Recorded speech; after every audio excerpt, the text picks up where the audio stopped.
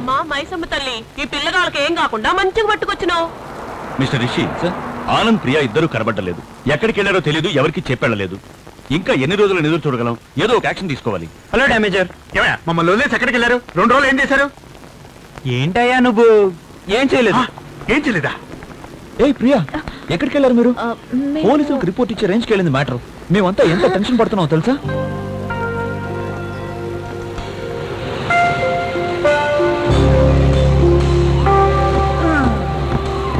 Hello KM sir, చెయ్యివ్వండి. Congrats. ఎందుకని? మీరు ఓడిపోతున్నారు. ఇప్పుడేమంటారు మ్యామ్? 2 రోజులు నేను ఆనంద్తోనే ఉన్నాను. మీరు అనుకున్నట్టు మా మధ్య ఏం జరగలేదు. ఆనంద్ చాలా డీసెంట్ గా నడుచుకున్నాడు. తొందరపడి ఎటువంటి సర్టిఫికెట్ ఇవ్వద్దు. అంతా నేననుకున్నట్టే జరుగుతుంది. నా లవ్ అర్థం చేసుకోవడానికి ప్రియకు ఒక ఛాన్స్ దొరికింది సార్. ఖచ్చితంగా మీరు పెట్టిన ఛాలెంజ్ లో నేను విన్ కాబోతున్నాను. నేను విన్ అయ్యానంటే మీరు ఓడిపోతున్నట్టేగా. మీరు ప్రేమించిన వాడు తప్పుడు వాడై ఉండొచ్చు. అందుకని మిగతా వాళ్ళందరినీ తప్పు పట్టడం మంచిది కాదు. మీ నిర్ణయం మార్చుకోండి. మీరు లవ్ లో ఓడిపోయారని మిగతా వాళ్ళు ఓడిపోతారనే నిర్ణయానికి వచ్చారు సార్. బుద్ధి లేని నిర్ణయం సార్ అది. మగవాళ్ళందరికీ ఆడవాళ్ళ శరీరమే ముఖ్యం, మనసు ముఖ్యం కాదని మీరే చెప్పారు. అది తప్పు మ్యామ్. మిస్టర్ కేఎం, లవ్ అనేది సైకిల్ లాంటిది. హ్యాండిల్ బార్ బ్యాలెన్స్ చేస్తూ తొక్కడమే టాలెంట్. మీరేం చేశారు? స్టాండ్ వేసి సీట్ మీద కూర్చొని పెడల్ చేశారు. సైకిల్ వెళ్ళదు. అందుకని సైకిలే తప్పనే నిర్ణయానికి వచ్చారు. ఆనంద్ ఎదురుకుండా డ్రెస్ మార్చుకున్నా ఈ డ్రెస్ నీకు చాలా బాగుంది అంటాడు, కానీ ఇప్పుడు డ్రెస్ ఎందుకు అని అండు. సో మీరు నాతో ఓడిపోతారు. సార్, నేను మీకు 2 ఛాన్సులు ఇస్తున్నాను. ఏ, ఛాలెంజ్ వాపస్ తీసుకోండి. బి, ఓడిపోయినా ఒప్పుకోండి. కుదరదా? అయితే నేనే చెప్తాను. ఆనంద్ చేతిలో కృష్ణమూర్తి ఓడిపోయారు. కేఎం ఓడిపోయారు.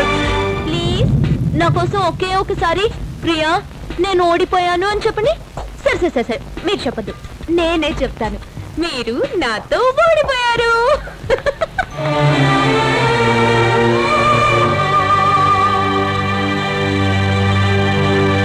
అయితే ఎవరన్నా గిస్ చేసుకుంటున్నారని చూద్దాం. లేదా ఈ సమయం చూద్దాం. ఇక్కడ ఇవన్నీ కామన్. ఒక రోజు ఒక తెల్లతోలను చూసాను చూడు, ఒకటే టెన్షన్ అయిపోయాను రా. నువ్వెందుకు టెంప్ట్ అవుతావు? అన్నా, నీకు ముఖ్యమైన విషయం చెప్పాలి. ఏందబ్బయ్యా? నీలాగే లండన్ లో ఇంకొకరిని చూసాం. నాలంటి వాడినా? అది నేను అద్దంలో చూసుకునేటప్పుడు నా వెనక నుంచి నన్నే చూస్తుంటావు, అందుకే పొరపాటు పడ్డావు. లేదన్నా, నిజం.